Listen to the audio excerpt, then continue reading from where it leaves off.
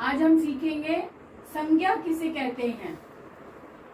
सबसे ही आसान तरीका ये है कि जो आपका नाम है वो भी संज्ञा है, मेरा नाम भी संज्ञा। आप इधर आओ, आपका नाम क्या है? देव। तो देव भी संज्ञा है ना। और ये पेन, ये क्या है? इसे क्या कहते हैं? इसे क्या कहते हैं? इसे क्या कहते हैं? मार्कर। ओके, तो किसी भी चीज को हम जब नाम दे देते हैं ना तो वो नाम ही संज्ञा है। मार्कर इसको बोल रहे हैं तो ये भी संज्ञा है। अगर आप इसे पेन कहेंगे तो वो भी संज्ञा है। तो संज्ञा यानी नाम, किसी भी चीज का नाम। ये पर्दा है, नाम। सन दिख रहा है, ये भी नाम है ना। सन भी है, मून भी है, ये भी नाम है। आपका नाम भी संज्ञा। क्या है? संज्ञा। संज्ञा का मतलब ही है नाम। संज्ञा का मतलब नाम। संज्ञा का मतलब नाम। तो कोई भी नाम, क्या? कोई भी नाम संज्ञा है। कोई भी नाम। अब आप पूछो कि कोई भी नाम कैसे? पूछो अपनी तरफ से। कोई भी नाम या किसी भी तरह का नाम, किसी भी वस्तु का नाम, कोई भी नाम यानी किसी भी वस्तु का नाम। किसी भी वस्तु का नाम कैसे हो सकता है बताओ? किसी भी वस्तु का नाम, जैसे नहीं, एग्जाम्पल मैंने लिखा है कि कोई भी नाम, कोई भी नाम, जैसे कि मेरा नाम, आपका नाम, इसका नाम, उसका नाम। अब मैंने कहा किसी भी वस्तु का नाम। वस्तु क्या होती है? वस्तु का मतलब कोई भी चीज जिसको हम यूज कर रहे हैं, जिसको हम हाथ लगा सकते हैं या देख सकते हैं। जैसे ये पेन है, ये भी वस्तु है ना, लिखने की चीज है। ये टेबल है, ये भी एक वस्तु है ना। लैपटॉप भी वस्तु है। किताब पढ़ी, ये भी वस्तु है ना। तो कोई भी वस्तु यानी किताब, जैसे किताब, जैसे ये किताब भी एक वस्तु है। क्या है? वस्तु है। ये पेन भी एक वस्तु है। तो इसको हमने जो नाम दे दिया, इसको हमने कह दिया ये मार्कर है या पेन है, तो ये भी एक संज्ञा हो गई। किताब, हमने पढ़ने वाली पुस्तक को नाम दे दिया किताब, तो ये किताब भी एक वस्तु हो गई। क्या हो गई? वस्तु हो गई। और वस्तु यानी कि नाम, किसी वस्तु का नाम किताब है तो किताब एक संज्ञा हो गई। किताब क्या हो गया? संज्ञा हो गई। तो हमने देखा कि कोई भी नाम, जैसे वस्तु का नाम किताब हो गया, किसी बच्चे का नाम है ना, किसी भी बच्चे का नाम बोल दो या जीव का नाम बोल। जैसे आप बच्चे हो, आप में से कोई भी नाम, जैसे आप बच्चे शब्द है ना, मैंने आपको बच्चे शब्द बोला, बच्चे शब्द भी संज्ञा है ना। बच्चे का नाम, तो बच्चा शब्द भी संज्ञा है। बच्चे का नाम, बच्चा शब्द भी संज्ञा है। और बच्चे का नाम जैसे कि मोहित कह दो, क्या नाम, मनीष कह दो, ये भी संज्ञा है। क्लियर हो गए ना बेटा? तो आप मुझे बताओ। हाँ, क्या बोला? का नाम संज्ञा होगा। किसका नाम? तो संज्ञा ही है, आरवी शब्द ही संज्ञा है। अगर आप उसे कहो कि वो एक लड़की है तो लड़की शब्द भी संज्ञा है ना। लड़की शब्द भी संज्ञा है। आपको हम कहें कि आप बॉय हो, लड़के हो, तो ये बॉय और लड़का ये भी संज्ञा है ना। ये भी संज्ञा है ना। हाँ बोलो, आपकी शर्ट पे क्या लिखा हुआ है? खड़ा हो जरा। King of sound. तो आपकी जो ये कमीज है ना, शर्ट जो पहनी है, ये भी संज्ञा। इसको भी हमने नाम दे दिया ना, ये कमीज है, टी शर्ट कह दो है ना, तो शर्ट कह दो, जो भी आप कहना है इसको, ये भी संज्ञा है। जो आपने पहनी ये भी संज्ञा है ना। आपका कान है, ये भी संज्ञा है। आपका नाक है, ये भी संज्ञा है ना। आपके बाल है, ये भी संज्ञा है। तो किसी भी चीज को जो आपने नाम दे दिया, कोई भी नाम, आंखें हैं, ये भी नाम, ये भी संज्ञा है। समझ आ रहा है बेटा? संज्ञा का मतलब है नाम। संज्ञा का क्या मतलब है? नाम। संज्ञा का क्या मतलब है? ये ये वस्तु है, ये चीजें हैं, जो भी चीजें, क्रीम ले लो, ये पानी की बोतल है, इसको हम जिसमें पानी भर रहे हैं, ये चीज है ना, वस्तु है ना, वस्तु को हमने नाम दे दिया पानी की बोतल, तो पानी की बोतल भी संज्ञा है। और अगर हम कहें कि वस्तु है, वस्तु भी संज्ञा। संज्ञा किसी भी चीज का जो भी नाम ले लो, अगर आपने डॉगी पाला हुआ है उसको भी आपने नाम दे दिया, डॉगी भी संज्ञा है, और उसका जो प्रॉपर नाम आपने रखा है, किसी ब्राउनी दे लो या कुछ भी, वो भी संज्ञा।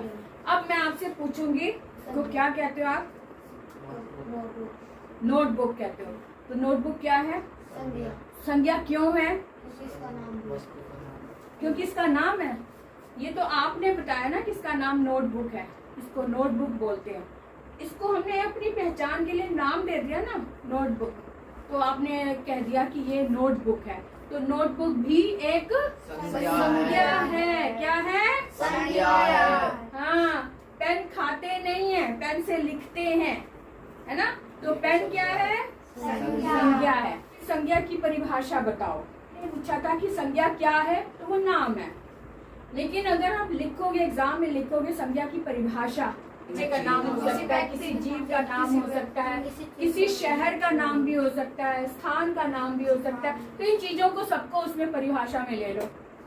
किसी वस्तु, व्यक्ति, स्थान, स्थानीय स्थान, आधा सा स्थान, है ना, फरीदाबाद, ये भी संज्ञा है।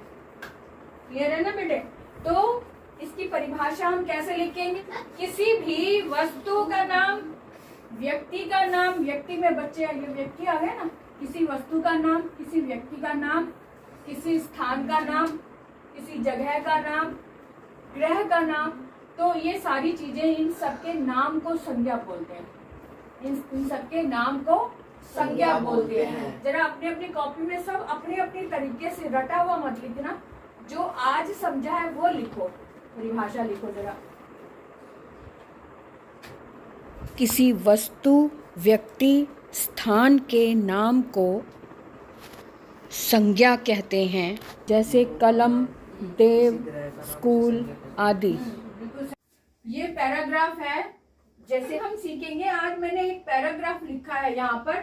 इस पैराग्राफ में से हम देखेंगे कि संज्ञाएं कौन कौन सी हैं। देखो यहाँ पे, पहले इसको एक बार रीड कर लेते हैं। एक बार एक किसान अपनी पत्नी के साथ एक गांव में रहता था। 5-6 मास में नेवला पूरी तरह बड़ा हो गया, परंतु किसान का बेटा अभी भी बच्चा था।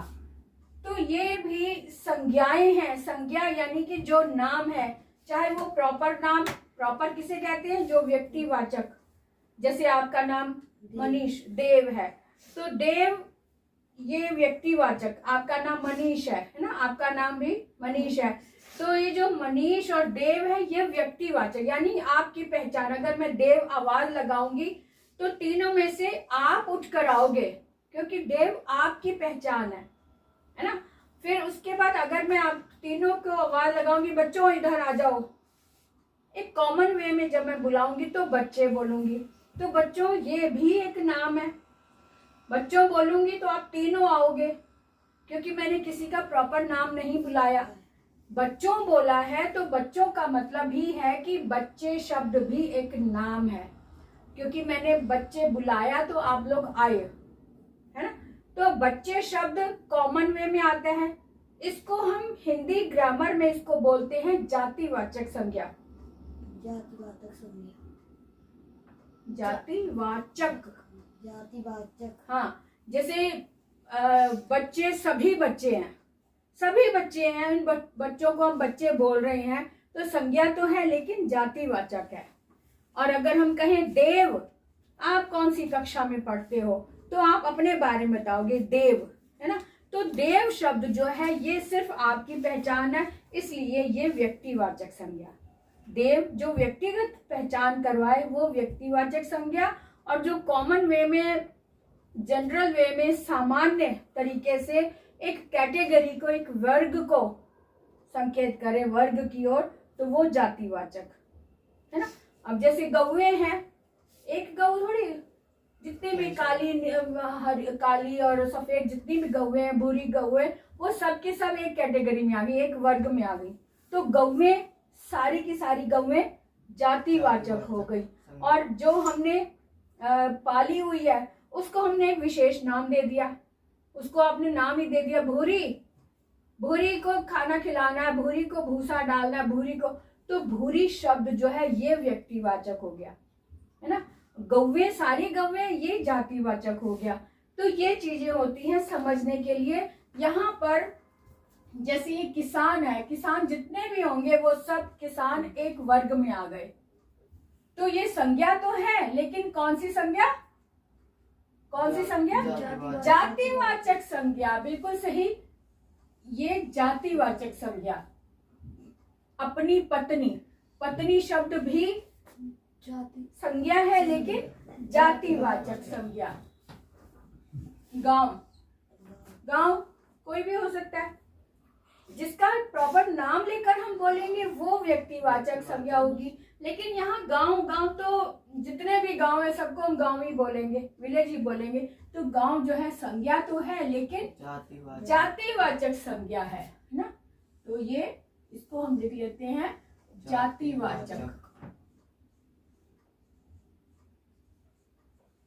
जातिवाचक संज्ञा। हम संज्ञा की बात कर रहे हैं ना। अब ये पत्नी शब्द ये भी संज्ञा है लेकिन जातिवाचक है। फिर ये किसान फिर से आ गया, किसान भी जातिवाचक।